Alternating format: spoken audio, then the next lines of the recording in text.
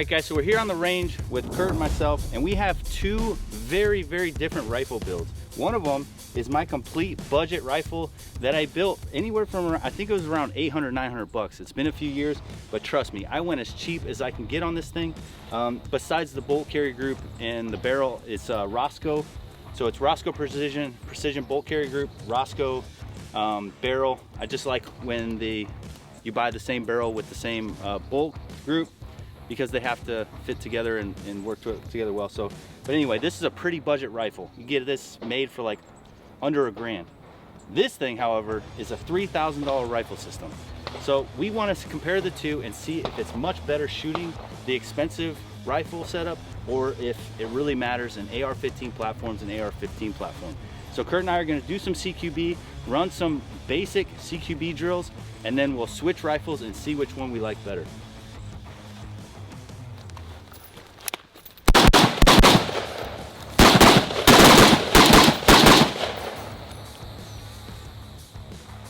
All right, so a huge mistake I just made there is I got target fixated.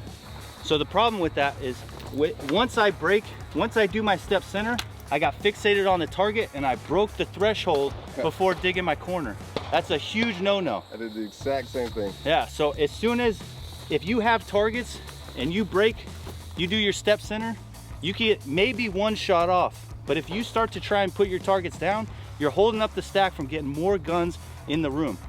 So that was a huge mistake you guys just saw. So if this is my threshold, as soon as I'm able to dig my corner, I need to be digging my corner. I can't be getting fixated on a target and stepping into a room without digging my corner. Because if there's a guy right here, he's gonna take me out and possibly take out two man.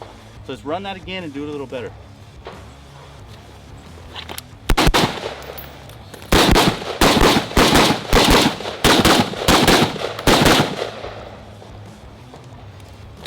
All right, so that was a little better. I knew where the targets are gonna be, so obviously there's some give there. I could just kind of let it go. But how do you feel about that rifle? Dude, it was smooth. Smooth? It was real smooth, yeah. No issues with this guy. All right, so I feel the same way about mine, to be honest with you. So let's switch and let's see if we feel any different going from the budget build for under $1,000. And if you're wondering why I have a 45 offset, it's because I had a scope also attached to this rifle setup. But I didn't want to run that heavy scope, so I just took it off and left the 45 on for now. All right, let's switch it up and see if you're really getting your money's worth spending an extra $2,000 on this rifle.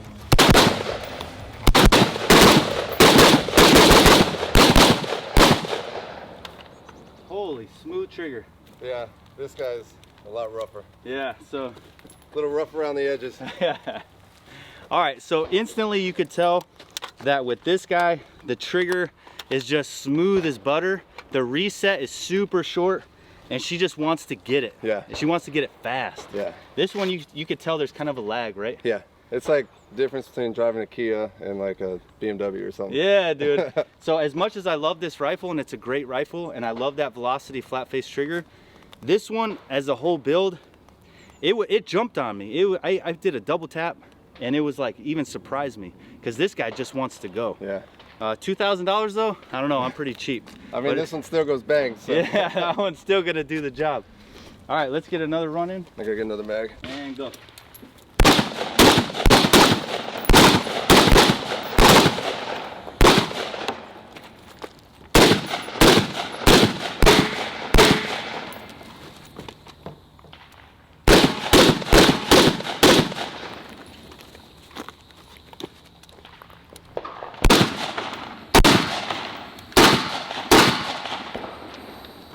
After shooting that, this one's no fun. Really? Yeah.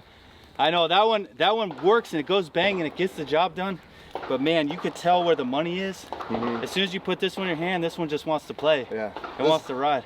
This one almost feels like a car with like blown suspension. So like, just the way you feel everything. All right, give me my shit back.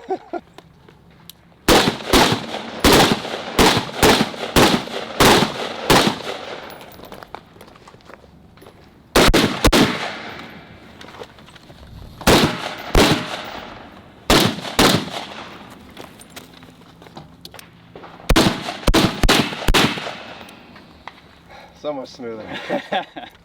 That one just seems to operate smoother and as it's operating smoother, it makes it want to go faster. Yeah. As to where this one kind of gets in its own way a little bit. This one feels like it's got more recoil to it too. Yeah, that's what I meant. And I don't understand why the recoil punch is more in this one. Maybe that one's just built sturdier, so it's handling that recoil a little better, and this one's kind of light and jumpy, like going from a 9mm to a 380 or something. Yeah. But even though it's the same round, this one just feels heavier recoil, it feels jumpier, as to where that one feels like your first shot, it's right in line waiting for that second shot. And this one, first shot, and then you have to get a little bit of adjustment before you line up that second shot. Like that one's already there waiting for you. Yeah. So no doubt that feels like a much better rifle. We're running Crimson Trace on both of these, and they're great optics. We love them so far. They've been awesome to us. But I ain't gonna lie, you're gonna feel the budget build, but I still don't know if I would pay $2,000 more for that rifle just to have that nice smooth feeling. So unless you have the money, I still would go a budget build. And plus, I picked every part on this. Yeah. So I feel good about this. I mean, if you're only going to the range recreationally, there's no problem with that. There's no issue with this guy. All right, guys, so now we're loaded up with steel ammo. Oh, it already doesn't like it. Cheap versus expensive. Let's see how that $3,000 gun rides against a little bit of budget ammo. Bravo. Steel. Huh? It already doesn't like it. Yeah, see?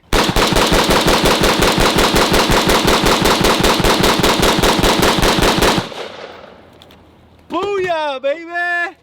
All right, for all you guys that want to be 18 Bravos out there, this is what you're gonna have to deal with. The Charlie's gonna go click, and then he's gonna say, Bravo, fix it. And then now we gotta figure out what happened. Oh yeah.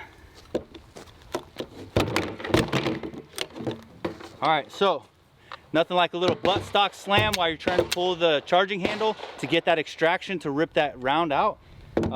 The steel just doesn't like this barrel, so let's see what happened. Always inspect your ammunition after you have a malfunction to see if anything, I mean, look at this. So that dot right there is a primer strike. So that means that most likely the weapon system didn't like the steel going in, and so it didn't go fully into battery. So when he pulled the trigger, it got a light strike and didn't go bang. Let's try it again.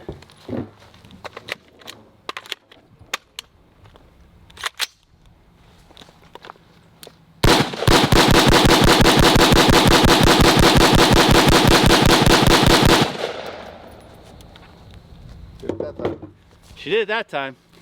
Man, and she ran beautifully. It's almost like that trigger just kicks it back out for that reset to be super, super fast. It's an amazing shooter, but it didn't like that first round, so you have to make sure that you're just full bolt to the rear, slamming that first round in. And once she's in, she's good, but that could have just been a bad ammo and a bad primer, which caused the light strike as well. So reliability goes for me to my budget guy. We would have to do a bunch of tests to make this super official, but just overall, if you're not paying, definitely go Radiant. But if you have to do a build and you want to get it in on a budget, I am super happy with my $800-900 rifle build, and I would take that all day over spending $3,000 because I'm super, super cheap.